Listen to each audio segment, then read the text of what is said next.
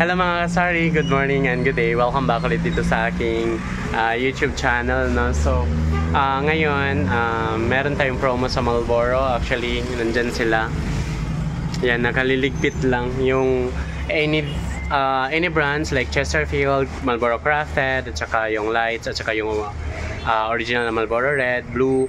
Merong mga free items like small bags, umbrella, and t-shirt. So maganda yung t-shirt nila. So konting overview lang sa ating store, no? Konting update kasi medyo matagal tayo nagbablog kasi gawa ng video busy nga tayo lagi dito sa store. So sa mga nagtatanong, our store is still thriving, surviving, and maayos naman kahit na medyo matumal. So advice ko lang, no? So actually guys, lagi ko itong sinasabi sa mga aking viewers and followers na hindi talaga araw-araw Pasko sa pagnenegosyo. So we need to endure, we need to thrive, we need to actually to survive those moments na hindi ganun karaming benta. Kasi ganun sa negosyo guys, no? So pag napaghandaan natin yon or napag-survive natin yun, eventually the next months maging positibo lang tayo lagi na magiging maganda yung takbo ng negosyo natin.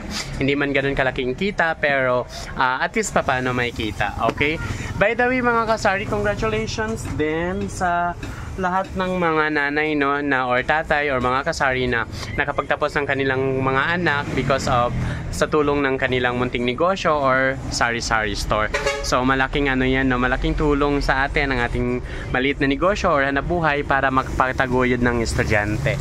Okay? So thank you everyone ha sa inyong walang sawang suporta. Actually, maraming salamat. Ano yun, hawakan ko sa inyong suporta din sa aking vlogs kahit na ako ay bihira makapag-vlogs, no? So hindi ako maka-angulo dito sa dual camera nanibago ako. Salamat sa inyong suporta sa aking vlogs, no? So thank you so much everyone. So yun lang mga kasari, fight lang tayo, go lang tayo sa pagnenegosyo. Eventually magiging fruitful din or magiging successful din ang ating kanya-kanyang buhay, ang ating mga tindahan. I hope everyone is safe and successful. Maraming salamat everyone.